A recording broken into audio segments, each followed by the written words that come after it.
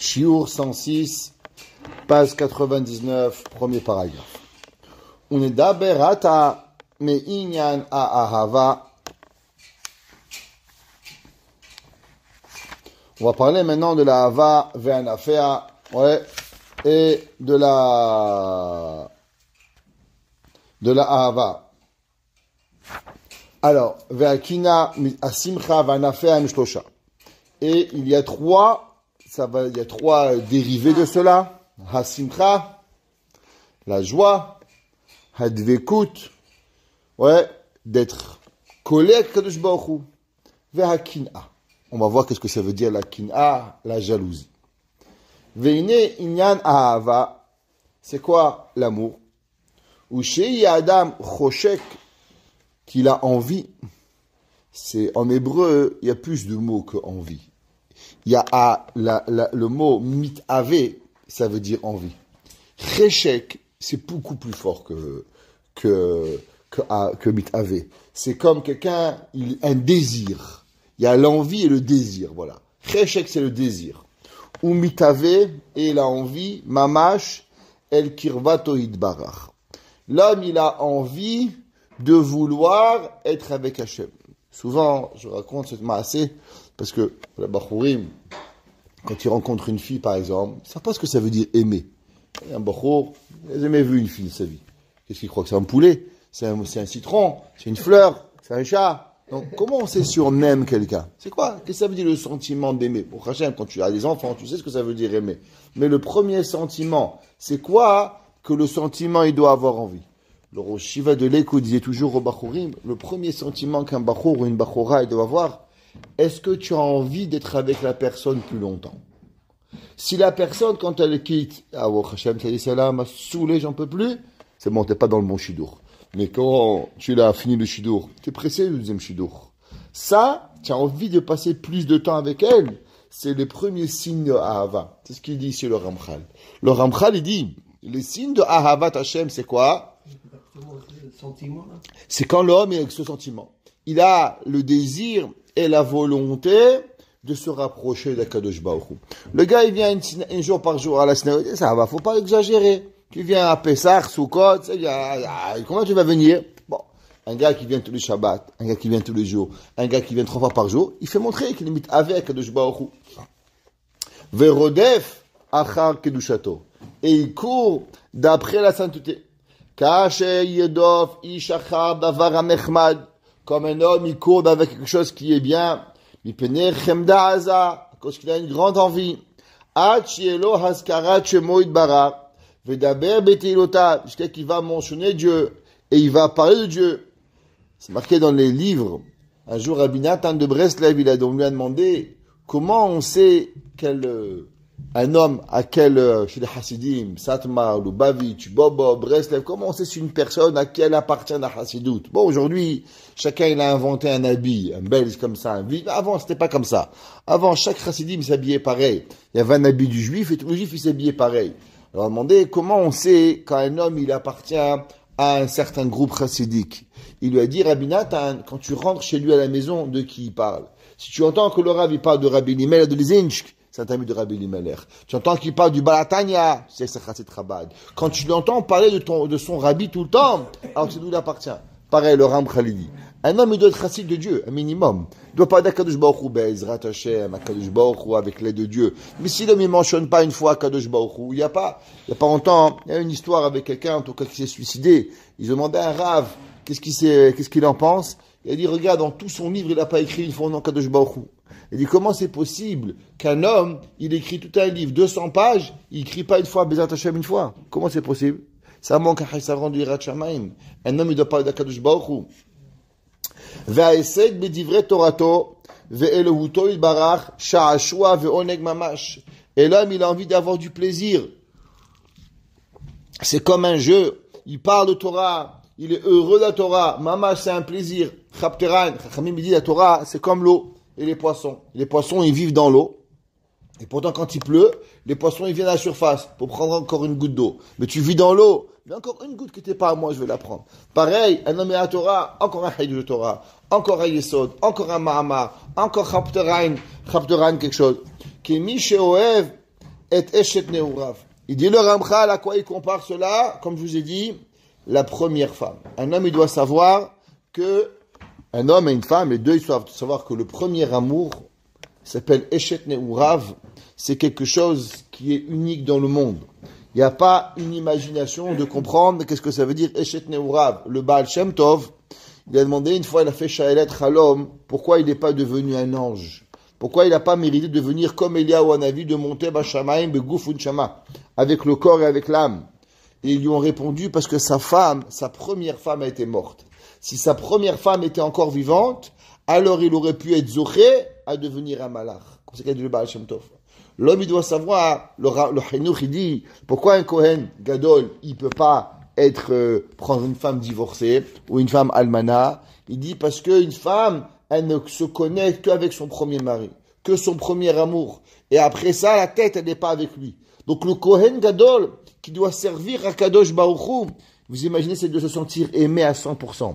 S'il ne se sent pas aimé, il ne peut pas servir au Beth Amikdash. Et s'il ne va pas avoir Eshet Neurim, alors automatiquement, il ne pourra pas servir dans le Kodesh HaKodeshim. Comment un homme, il doit comprendre cela?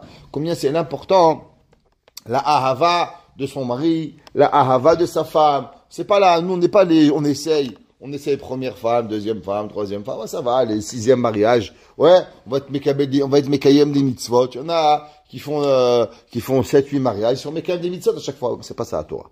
La Torah, c'est d'avoir behemet eshet neurim. Obno yichido. Il pouvait pas être Kohen Gadol si t'es pas marié. Il devait se remarier avec une Eshet Neurim.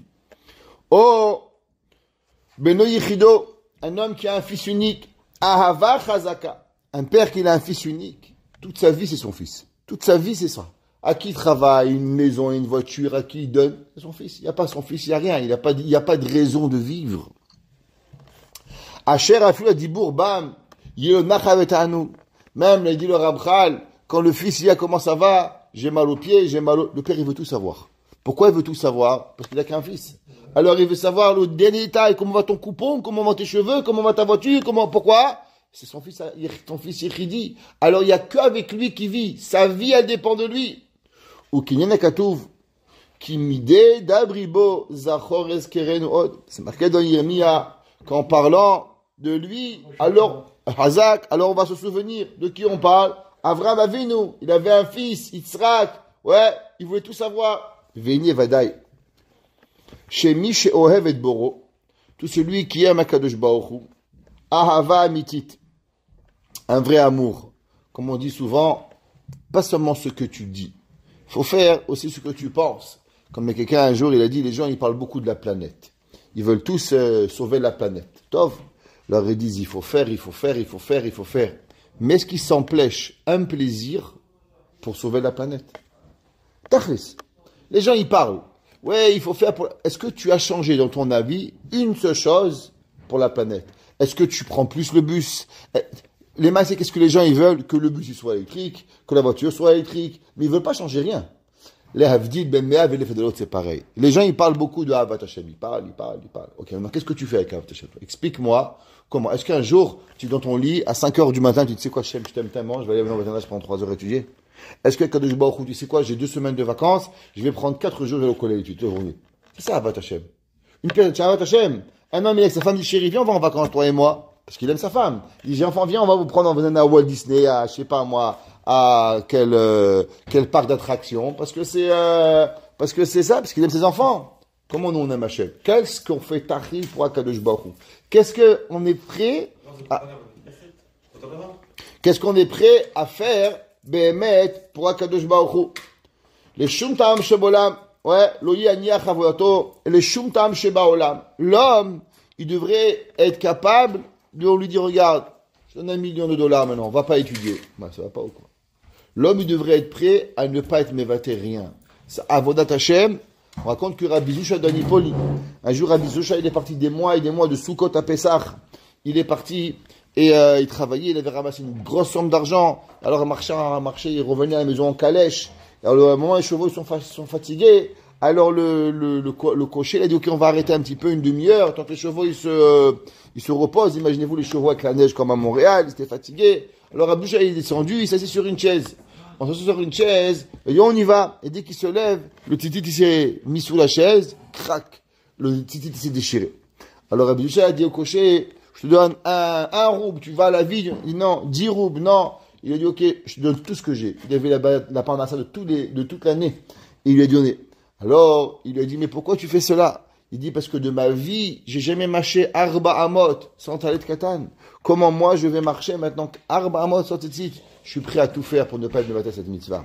Un homme, ça, il va, hop, on le jette, hop, tu n'en mets pas, ça, qu'est-ce que c'est? C'est une mitzvah, c'est Ahavat HaTorah, ça. Qu'est-ce que l'homme, il est capable de faire comme effort pour une mitzvah? Ça, c'est ce qui fait montrer Ahavat Hashem. Un jour, je connais quelqu'un, il était arrivé dans une ville, et il arrivait dans la ville, il était c'est comme une ville comme Paris, New York, et tu peux marcher des heures entières, et il est arrivé le jour du Shabbat, il est arrivé en retard, il y avait un embouteillage, il était à l'autre bout de Paris, et il a toqué une porte, il dit bonjour madame, il dit je suis juif, je suis rabbin, c'est Shabbat pour moi, voilà la clé de ma voiture, voilà mon portefeuille, je vous laisse tous mes affaires, et je dois vous pourrez les garder s'il vous plaît. Il a marché 4 heures.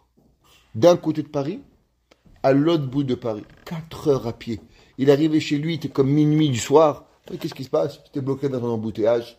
Et il a, pourquoi? Non, il n'y a pas Mechal Shabbat. Il n'y a pas. Il y a mon neveu, un jour, il est parti au ski. Un vendredi matin, ils sont partis. Et d'un coup, tempête de neige. L'autoroute, elle s'arrête. Ils essayent 1 km, 9h, 10h, midi, 1h. Du coup, ils arrivent, Shabbat dans une demi-heure. Ils ont laissé la voiture dans l'autoroute. Ils avaient laissé faire Torah avec eux. Ils ont marché jusqu'à une ville, le premier hôtel, sans manger, sans boire, rien, pendant 24 heures. Quoi? Non, Ahavat Torah. Qu'est-ce qu'il va faire? Il fait. Pourquoi? C'est Ahavat Hashem. À part que, généralement, il faut pas partir en retard. Il y a quelques années, il y avait un rave à hôtel à Québec, et un gars, il m'appelle. Voilà, dans l'autoroute, c'est bientôt Pessah, on n'est pas encore arrivé, qu'est-ce qu'on fait? Je dis, à quelle heure vous êtes parti? On est parti il y a une demi-heure. C'est Mechal Shabbat, il y a Mézid, repart à la maison, je lui ai dit. Fais demi-tour, on va à Montréal. Il te reste encore 1h30 de route. Je dis, c'est quoi l'histoire? Prends tes affaires, repars, je t'amène, on va te faire inviter à Pessah. Il appelle un autre rave, et non, c'est bon, continuez la route. Qu'est-ce que tu veux chez moi? Il arrive, il dit, ouais, mais Rav Vintel, il m'a permis. Ok, pour moi, t'es un Mechal Yom Tov, t'es rien d'autre. T'as une demi-heure de Montréal, tu fais demi-tour, tu rentres chez toi à la maison. On part une demi-heure de Montréal avant l'Ozman pour Shabbat. Et Shabbat, il y a Pessah qui arrive, tu pars le matin, tu vas te préparer à Pessah, tu fais les ségoulots, tu fais Korban Pessah, tu fais, Ahavat Hashem. Faut savoir aussi comment respecter Kadosh Baruch Hu, combien on aime Hashem. Ouais. Et là, Adra Balibo Yisaeu, son cœur va le porter, Viretseu Elea, il va en vouloir, Imlo Yikuv Gadol Shimnaeu, à moins qu'il ait un grave empêchement, mais l'homme il peut pas s'empêcher, l'homme il doit faire. On avait un rave, il s'appelait Rav Levi Yitzhak Bender, qui était le rave d'Aïchou de Yerushalayim, Zaken Mouflag, et lui tous les soirs il allait à Chatzot. Chatzot, il allait au mikvé. Après il faisait Kun Chatzot, après il allait au Kotel, après il allait à Shacharit, tous les matins, comme ça des années. Et à la fin de sa vie, il était paralysé. Il pouvait plus marcher. Et tous les matins, il payait quelqu'un qui venait le chercher, il le portait, il le mettait sur une chaise roulante. La chaise roulante, il l'amenait au mikvé, s'occupait de lui. Et un jour, le monsieur s'est endormi. Alors il court. Il arrive en retard et qu'est-ce qu'il voit? En bas dans la rue, le rave en train de marcher à 4 pattes, en squalling comme ça, pour aller au mikvé. 4 heures du matin, un rave de 80 ans, ils ont tous les escaliers, ils marchent à 4 pattes pour aller au mikvé. Il n'y a pas. C'est des gars, ils ont fait la guerre. Ahavat Hashem ne bouge pas. T'es pas là, on marche à 4 pattes. Ma'afshar la'asot. Ouais, en rampant. Non, Nora, la mitzvah doit être faite. Vous comprenez? C'est nous, un petit peu mal au dos. Aïe, c'est fini, on arrête tout. Ok? L'homme, il ne faut pas qu'il arrête en aucun cas. Cette mida d'ahava qu'ils ont mérité les chassidim et tzadikim, kedesh elyon, ceux qui sont saints. Ou que ma'amar David Amelech alav shalom, que ayal ta'arog alafikemayim. C'est marqué que le ayal, le cerf, qu'est-ce qu'il fait? quand lui il veut boire et quand il y a la sécheresse, alors c'est marqué dans le Midrash, il fait un rond avec ses cornes dans le parterre et il dit à Kadosh Baruch Hu, je lève pas ma tête de ce cercle jusqu'à que l'eau elle arrive. Et il pleure à Kadosh Baruch Hu, et Kadosh Baruch Hu il entend le pleur du Hayal, du cerf, alors à Kadosh Baruch Hu il l'amène. Comme c'est marqué dans le Midrash Achartov. Alors, Kenavshi tarogelecha. Ainsi que le cerf il comprend l'importance de l'eau. Il n'y a pas d'eau, la forêt elle meurt. Pareil David Ameler, pareil mon âme, tarogelecha Elohim. Elle a envie de toi, Kadosh Baruch Hu. Tsama navshi. Je suis assoiffé, mon âme, Elohim. Lekel chai, Akadosh Baruch Hu, mata yavu. Quand est-ce que je vais venir avec toi? L'homme, il est en vacances, il va en Israël. 3 mois, 2 mois, 1 mois, 2 semaines. Ah, il est pressé d'aller en vacances, hein, les Avdil. Pareil, David Amelech, il a dit, tous les jours, je rêve. Je me lève le matin, aïe, pour Beth Midrash. Je m'endors le soir, aïe, je m'endors au Beth Midrash. Il veut arriver pour pouvoir arriver. Veomer nirsefa, elle a kisufim, elle a des envies. Vekalta, vegamkalta nafshi lechatzrot Hashem. Combien l'homme, il a juste une volonté, c'est de se retrouver à la cour d'Akadosh Baruch Hu. C'est quoi la cour d'Akadosh Baruch Hu? Beth Midrash, il n'y a pas d'autre place. Tsam alecha nafshi, kam alecha besari. Et tout ça, kol ze mitokef ateshuka. Tout ça de la force du désir, shaya mishtokek lohil barach. Combien il avait envie David Amelech d'Akadosh Baruch Hu. David Amelech, il avait qu'une seule envie, d'étudier la Torah. Ve'omer nafshi iviticha balayla, mon âme, je te donne un nid, avruchi bekirbi ashacharecha. Et même mon souffle, le matin, je te le donne. Ve'David atzmo amar, im zecharticha, al yetsuai ba'ashmurot ehegecha, be'er ha'oneg va'ashashua. Le bonheur et le plaisir, shayalo, bedobro bo ou bishvacha vidbarar shemo. David Amelech, il n'avait pas un plus grand plaisir quand il parlait des louanges d'Akadosh Baruch Hu, quand il étudie la Torah d'Akadosh Baruch Hu. Ouais.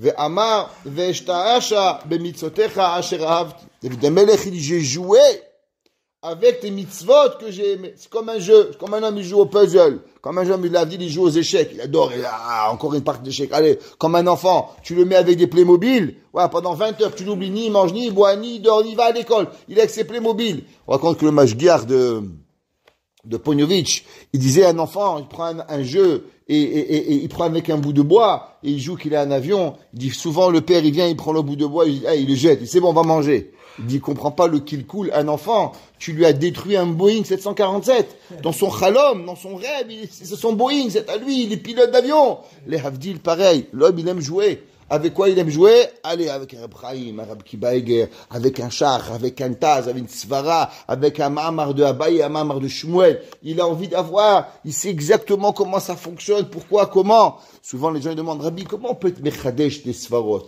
La réponse, elle est simple. À combien il t'intéresse le Shach?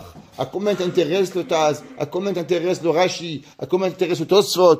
Plus il t'intéresse, plus savoir combien c'est vrai, et plus tu veux le comprendre plus profondément. Bon, le Rama, oh bof, le Shulchan Aruch, ouais, le mot, on fait pas attention de comment il est dit. Mais si on regarde le Dikdouk, parce qu'on est intéressé à comprendre chaque mot, alors on voit les trésors que l'homme il peut avoir. C'est comme un homme, les Havdil, il joue aux échecs. Alors chaque move, chaque moment qui bouge, il va comprendre. Ve'amar gam edotecha sha'ashwai. Ouais, veine zot vadai she'ahava zot tsarir shelo tiye ahava hateluya badavar. De quoi il parle ici? Il parle dans la Mishnah, dans Masechet Pirkei Avot. Pirkei Avot a dit c'est quoi la ahava? La Gemara a dit que ahava tluya badavar, un amour qui dépend, comme Amnon et Tamar, que eux ils s'aimaient seulement parce qu'ils voulaient avoir un rapport. Alors après batla davar batla ahava. Mais la Gemara a dit qui c'est qui avait une ahava chez Ena tluya badavar? C'était David et Jonathan. David était prêt à perdre le royaume pour Jonathan, et Jonathan était prêt à perdre le royaume pour David. Ça veut dire qu'il savait que si un était roi, l'autre n'était pas roi. Il allait tout perdre. C'est quoi pas être roi? Ça veut dire que ton petit-fils ne sera pas Mashiach. Ça veut dire que tu ne seras pas la halacha. Ça veut dire que tu as perdu ta mission.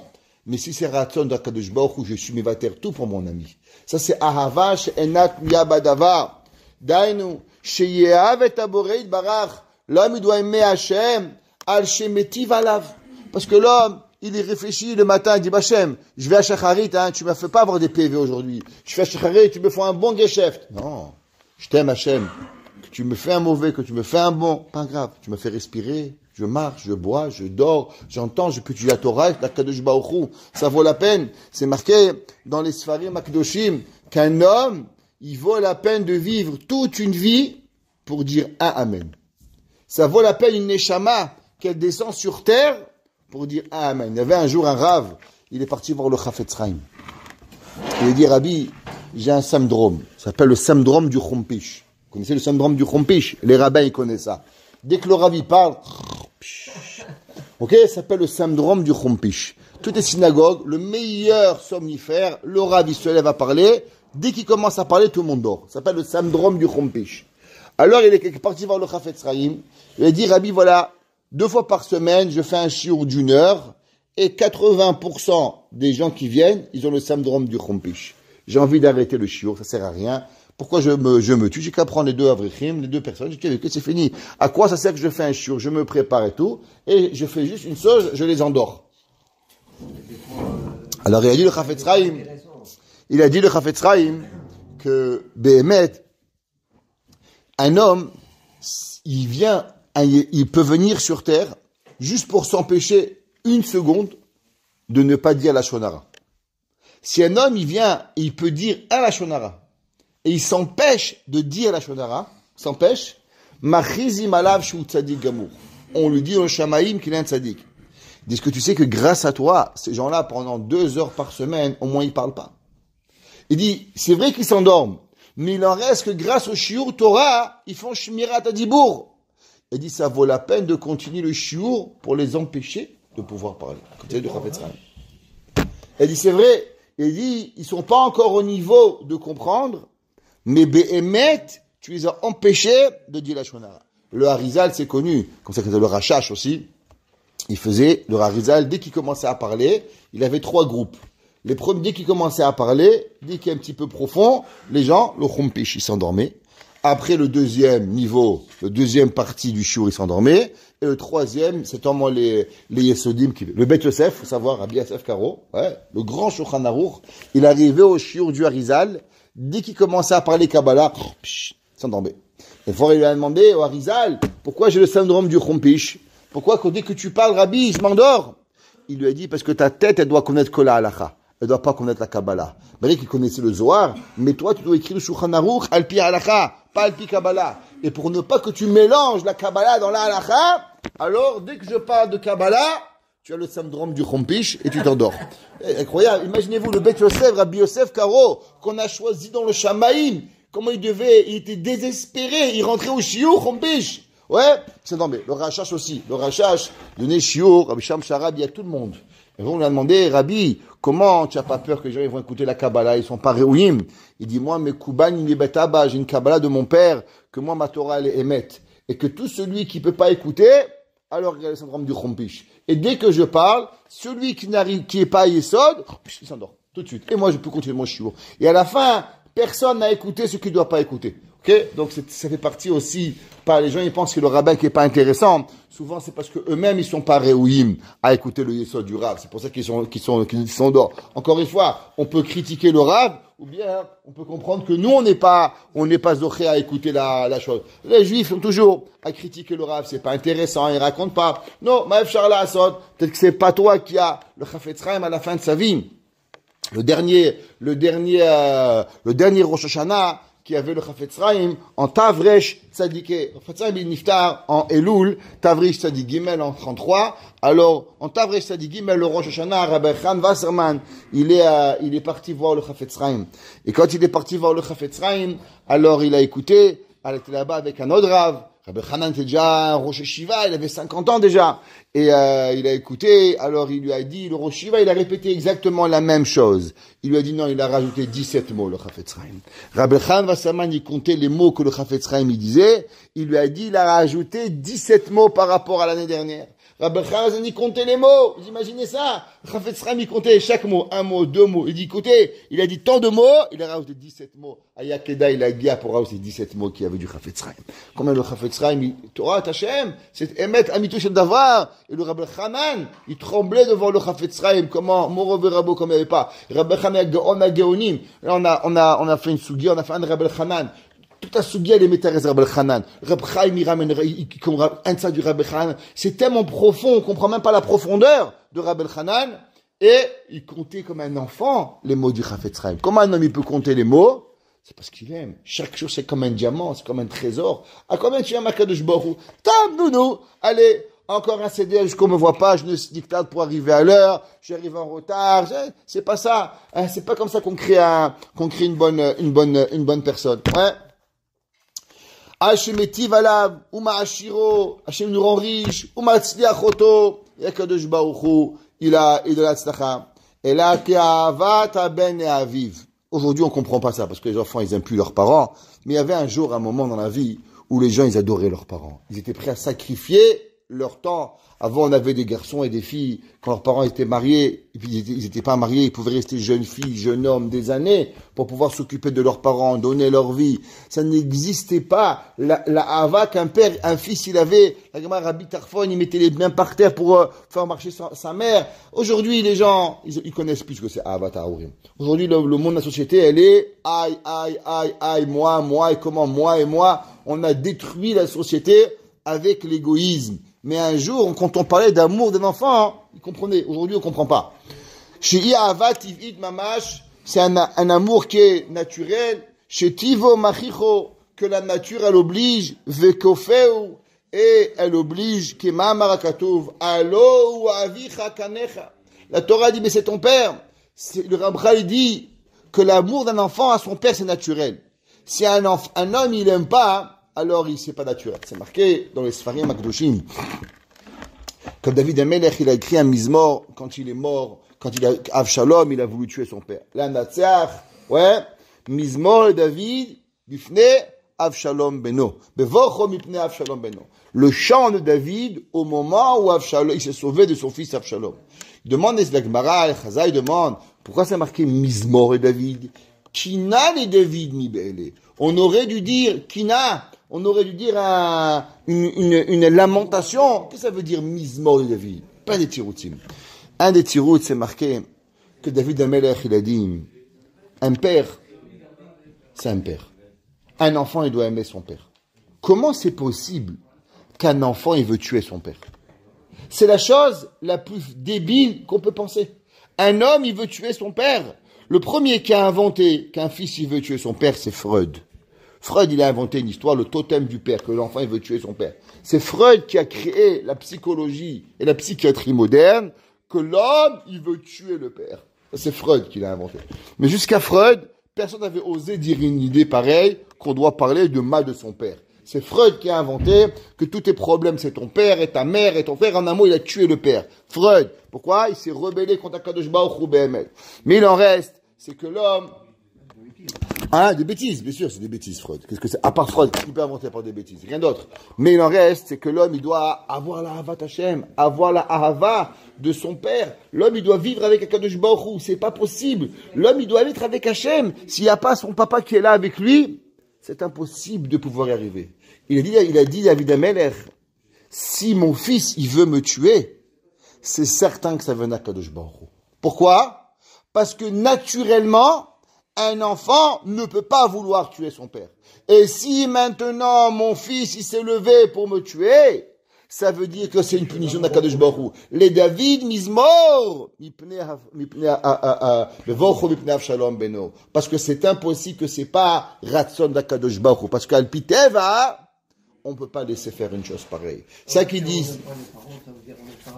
Exactement. C'est pour ça que Kabed Tavicha Vetimecha et Anochi Hashem, ils sont reliés. Ouais. Ou mifran avazot, ou bismado chag vatsara.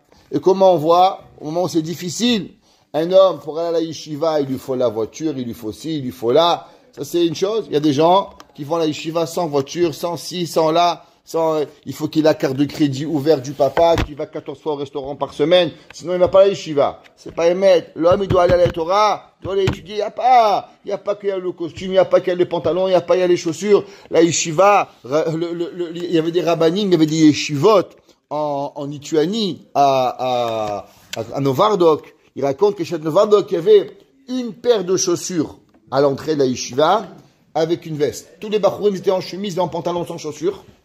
Et quand un bachour il allait en chidour, alors il mettait la paire de chaussures et il mettait la veste. Tellement les bachourim étaient pauvres. Il y avait une paire, il n'y a pas un grand moyen, une paire. Un coup c'est petit, un coup c'est trop grand. La même paire de chaussures, ils avaient. Comme c'est qu'il raconte Rav Galinsky. Rav Galinsky dit que la paire, elle était laissée devant pour pouvoir que le bachour il va en chidour. Atkama les bachourim, ils étaient aniyim, meroudim. Quel aniyut ils avaient. Et quels gdolim ils sont sortis, des géants. Regardez Rav Galinsky, géant de la Torah. Il avait 15 ans, il connaissait le chasse. C'était un bachour parmi les bachourim de Novardok, le Stipler. Un bachour de Novardok. C'était un bachour. Ouais.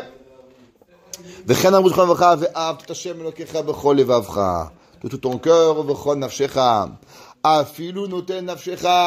même si tu as vécu 20 ans, Askan, Baruch Hashem, tout notre argent, l'homme est donné aimé à Kadosh Baruch Hu sans fin. L'homme, s'il commence à décider combien il aime, on terminera avec ce qu'il a dit un jour le Rav Pinkus.